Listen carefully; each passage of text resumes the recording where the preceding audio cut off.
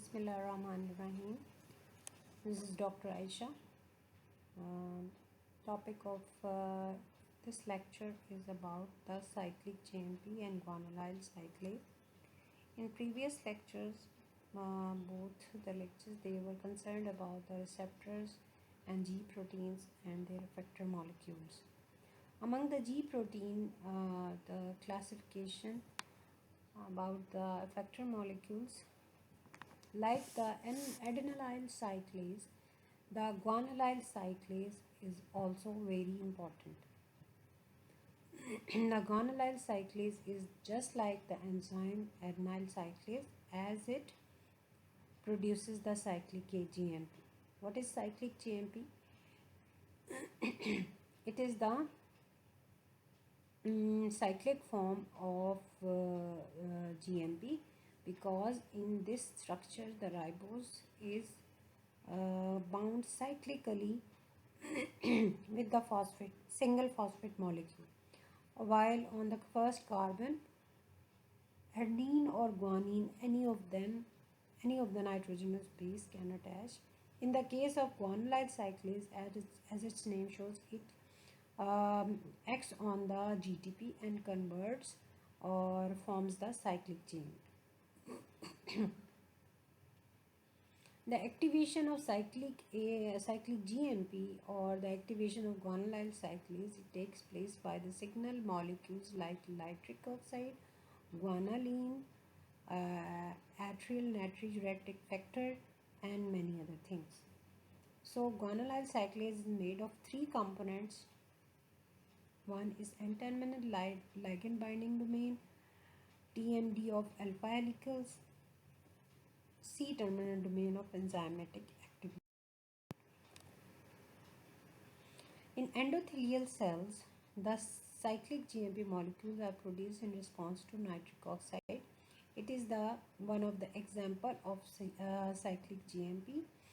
And whenever the nitric oxide it binds to the receptor, that is G coupled receptors, the nitric oxide will induce the production of cyclic GMP. Nitric oxide or NO is produced by nitric oxide synthase located on the outer surface of endothelial cells, usually in response to acetylcholine. The acetylcholine binding to the endothelial cell surface causes the surge of calcium concentration, which triggers the NO synthase activity. With the production of NO, nitric oxide synthase along with the citrulline is also produced. So this reaction takes place when there is acetylcholine binding to the surface of the endothelial cell.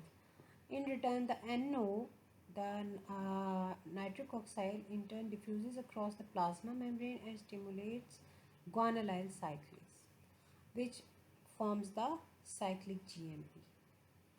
And cyclic GMP further activates protein kinase G, which is the effector protein through which the cyclic GMP mediates its function by phosphorylating serine and threonine residues in the target proteins. So here the fate of the cyclic GMP is shown. Like in the case of adenyl cyclase, what was happening? Any epinephrine or any other inducer or the target signal molecule was attaching to the receptors, and after that it was producing cyclic GMP by the G proteins. Here the G proteins, they are being activated to produce the cyclic GMP with the help of guanylyl cyclase, and cyclic GMP that in turn causes the protein kinase G activation. What is protein kinase G? It is also an enzyme that is a effector molecule, and it helps in the phosphorylation of serine and threonine. Here the cyclic GMP cascade here also shown here with the help of guanylyl cyclase from the above cascade, guanylyl cyclase that is producing cyclic GMP, and cyclic GMP will further activate the effector molecules. The back route of cyclic GMP to GTP is being pushed by the phosphodiesterase, while protein kinase G, which is activated by cyclic GMP, that protein kinase G that activates any of the proteins and phosphorylates them with the help of GTP. That's why it's known as the protein kinase G. The activated protein that will be useful for the functional.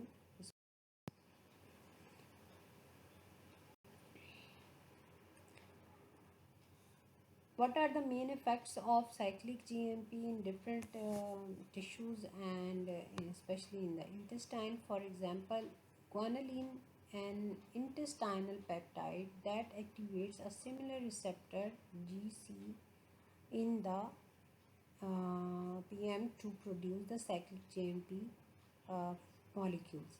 So guanylate is the regulator of chloride secretion in the intestines. If guanylate is present, that regulates the chloride secretion in the intestine and maintains the chloride concentration. This intestinal GC receptor is important as it is a non-conventional target of heat-stable endotoxin E. coli. The endotoxin produced by E. coli causes a drastic elevation of cyclic GMP above the normal level in the intestine.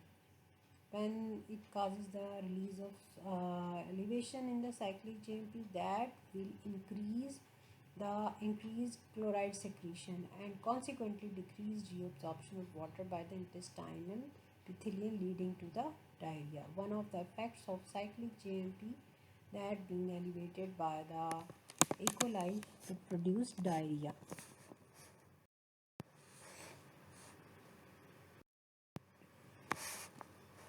The protein kinase G is its effector protein through the cyclic GMP mediates its function.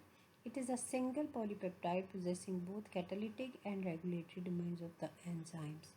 On binding with the cyclic GMP, forces the regulatory domain out of the catalytic domain, and it causes phosphorylation of serine and threonine residues in the target protein, that the same thing which was explained before. What are the toxic effects of G proteins, especially the stimulatory G proteins? Cholera toxin.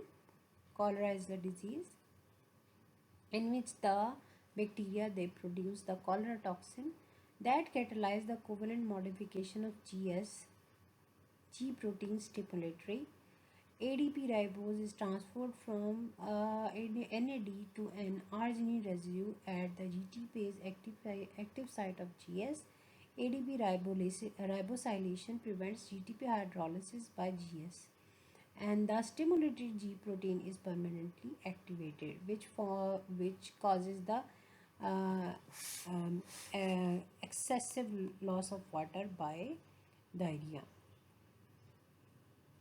In the pertussis toxin, whooping cough disease, it is in this process the ADP ribosylation at a cysteine residue of the inhibitory protein GI is occurring and making it incapable of exchanging GDP to GDP. So the inhibitory pathway is blocked, and there is a continuous cough that takes place in the patient.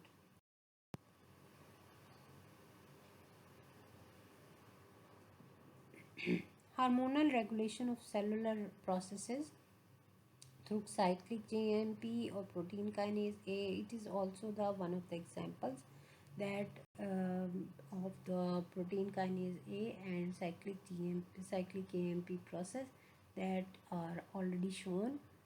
And here in the cell membrane, adenine cyclase that converts the ATP into cyclic GMP, and the same process of inactive protein kinase to active protein kinase A, and that protein kinase A converts any of the protein here.